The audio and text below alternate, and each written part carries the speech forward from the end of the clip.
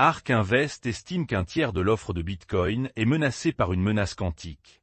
ARK et Unchained affirment qu'environ un tiers de l'offre de Bitcoin reste exposé à de futures menaces quantiques, même si le risque est encore loin. Le président de la CFTC ouvre la réglementation des marchés de prédiction aux commentaires du public. Cela se termine aujourd'hui, a déclaré le président de la CFTC, Michael Sully, qui a réitéré sa position selon laquelle l'agence a la compétence exclusive pour superviser les plateformes de marché de prédiction. Tether rejoint un tour de table de 5,2 millions de dollars dans le constructeur d'infrastructures stablecoin ARK Lab. Le financement soutiendra le développement d'une couche d'exécution programmable conçue pour permettre une émission et un règlement plus rapide des actifs numériques sur le réseau. La start-up de comptabilité cryptographique Cryptio décroche 45 millions de dollars alors que les institutions se déplacent en chaîne. L'essor de la finance tokenisée stimule la demande de systèmes qui réconcilient les transactions blockchain à des fins d'audit et de reporting, mettant ainsi l'accent sur la comptabilité des actifs numériques. Les dirigeants de Coinbase nient tout lobbying contre l'exonération fiscale de minimis du Bitcoin. Les législateurs américains envisagent des exonérations fiscales pour les pièces stables en dollars américains, qui sont indexées et ne changent pas de valeur, mais pas pour les autres crypto-monnaies. Polychain soutient l'augmentation de 10 millions de dollars de VeryAI pour construire un système d'identité par numérisation palmaire sur Solana. Le système biométrique basé sur smartphone de la start-up vise à aider les plateformes de cryptographie à détecter les comptes générés par l'IA tout en préservant la confidentialité des utilisateurs grâce à la vérification en chaîne.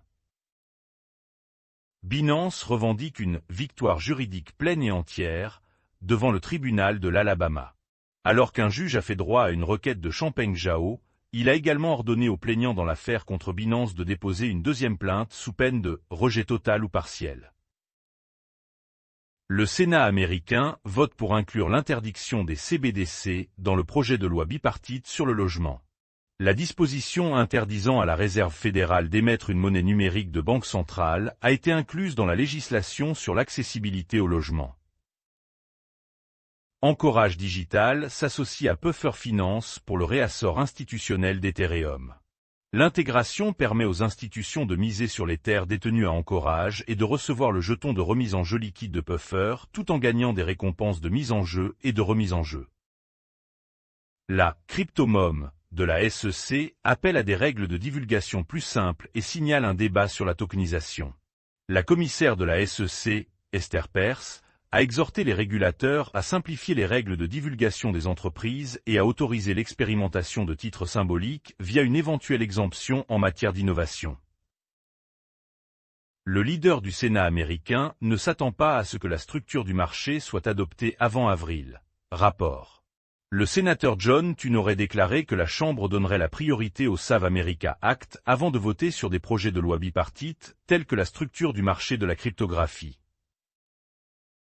L'ETF Ethereum jalonné de BlackRock voit un volume de 15,5 millions de dollars pour ses débuts.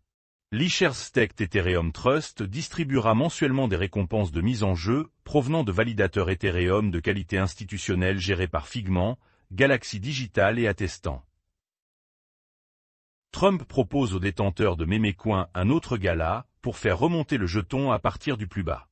Donald Trump est présenté comme le conférencier principal lors d'un événement en Floride pour ses principaux détenteurs de Memecoin, ce qui survient alors que le jeton atteint un plus bas historique. Le Trésor américain sanctionne les responsables du réseau de fraude informatique en Corée du Nord. Les travailleurs technologiques frauduleux ayant des liens avec la Corée du Nord ciblent une série d'industries, y compris les sociétés blockchain, avec des projets et des infrastructures répandues dans le monde entier. Le bot MEV gagne 10 millions de dollars en échange de crypto de 50 millions de dollars qui a mal tourné. Le fondateur d'Aave, Stani Kulchov, a déclaré qu'un utilisateur avait confirmé un avertissement lui demandant de procéder à l'échange, malgré un dérapage extraordinaire, tandis qu'un robot MEV a également attaqué la transaction importante. Les démocrates disent qu'ils superviseront l'enquête du DOJ sur Binance. Les sénateurs Chris Van Hollen, Elizabeth Warren et Ruben Galgo se sont engagés à veiller à ce que le ministère de la Justice mène une enquête sérieuse sur Binance. Etco décroche 125 millions de dollars de Bitmain, ARK, alors que Tom Lee rejoint le conseil d'administration. Les nouveaux capitaux de la société mère de Kraken, ARK Invest, et Bitmain ont soutenu les nouveaux paris d'Etco sur OpenAI et MrBeast. Un groupe de défense du Bitcoin pour lutter contre le traitement toxique de la crypto-monnaie par balles. Le Bitcoin Policy Institute veut garantir que les régulateurs américains traitent correctement Bitcoin lorsque la Réserve fédérale publiera des propositions visant à mettre en œuvre le cadre de Bâle. Les mineurs de crypto doivent mettre leur Bitcoin à profit pour survivre, ou intermute. Les mineurs qui traitent leurs avoirs en Bitcoin comme un actif fonctionnel plutôt que comme une réserve passive auront un avantage structurel lors de la prochaine réduction de moitié, explique Wintermute. Vitalik se distancie des organisations à but non lucratif soutenues par un don Shib. Vitalik Buterin a déclaré qu'il n'était plus étroitement aligné avec le Future of Life Institute après que sa stratégie ait changé à la suite de son don Shib 2021. Le chinois Alibaba rejoint la collecte de fonds de 35 millions de dollars de la plateforme stablecoin Metacomp. Le cycle de financement pré-A+ de Metacomp, soutenu par Alibaba et Spark Venture, porte le capital total levé à 35 millions de dollars, dans le but d'étendre son réseau StableX à l'échelle mondiale. La Suède enquête sur une fuite du code source de la plateforme d'administration électronique. La Suède enquête sur une fuite liée à CGI Sverige après que des pirates ont affirmé avoir exposé le code source de la plateforme d'administration électronique du pays. Token 2049 reporte l'événement de Dubaï à 2027 en raison de l'incertitude régionale. L'organisateur de la conférence crypto a déclaré que les billets resteraient valables pour l'événement reprogrammé en avril 2027, les détenteurs pouvant également transférer des billets pour l'événement de Singapour. HSBC et Standard Chartered devraient obtenir les premières licences de stablecoin à Hong Kong. Rapport.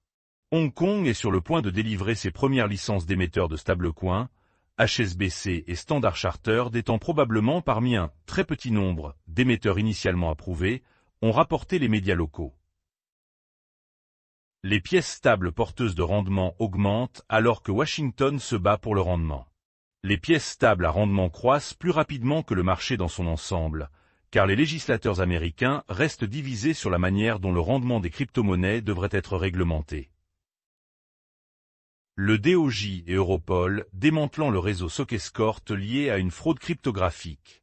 Les forces de l'ordre ont saisi 34 domaines, 23 serveurs et gelé 3,5 millions de dollars de crypto liés à SockEscort, un service proxy qui a piraté 369 000 appareils.